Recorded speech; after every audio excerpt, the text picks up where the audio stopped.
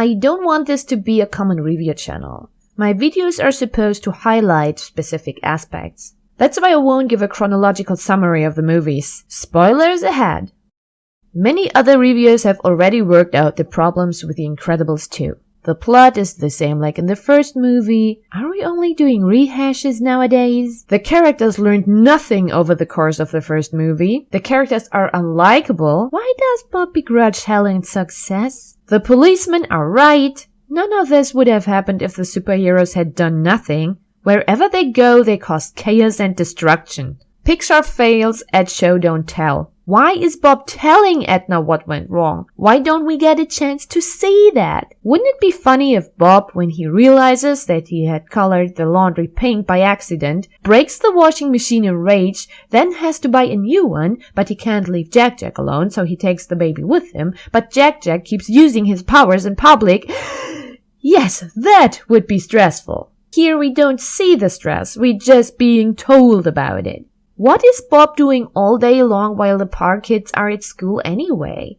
Why is he all charming and relaxed in the restaurant and in the next scene he's completely exhausted? This movie doesn't make any sense.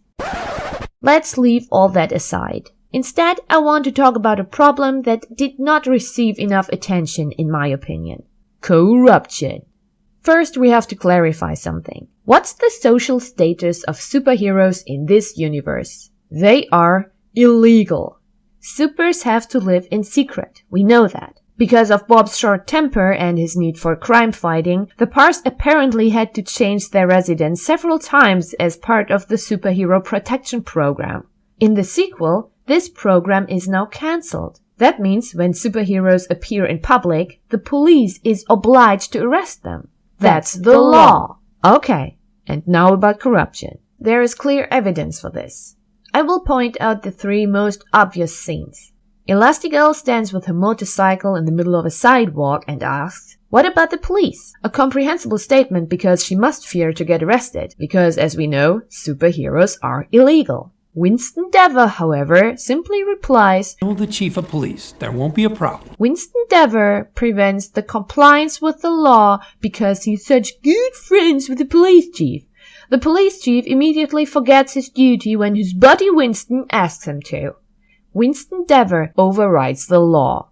Winston Dever also interferes in international politics. The leaders and politicians of several other nations, elected representatives, get on a ship of a private company, invited by a private person, to make socio-political decisions. Decisions that are significantly influenced by that private person and in their personal favor. I think that's wrong. Or at least very, very questionable.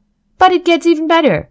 When Winston Dever finally has the chance to show his respectable side, to prove that he has at least a moral compass of some sort, he fails. In the end, when Violet says that Evelyn is so rich that she just gets a pat on the finger, what's his reaction? No, Violet, not this time. She will pay for what she's done. She has to learn her lesson. That reaction would be more accurate than what actually happens. Winston Dever does not contradict Violet. Instead, he clumsily changes the subject. First of all, Violet, I like you. And who knows what the future may bring. But I have a good feeling about all of you. Nobody gets upset about that. Nobody questions it. In this universe, it goes without saying that people with money can commit crimes without being held accountable. Besides that, there are examples for the inability of the characters to question the system. Elastigirl is paid by some rich guy, so she pretty much is nothing but a mercenary. For some reason, it doesn't bother her to get hired by a private person, especially after what happened with Syndrome. I would have thought that she has at least some doubts or is a little suspicious, but nope. Elastigirl only relies on the fact that Frozone has checked him.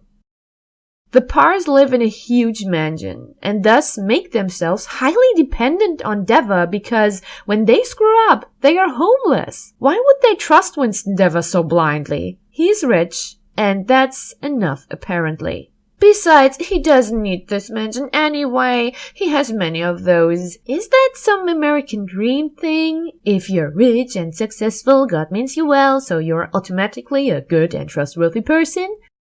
I don't get it.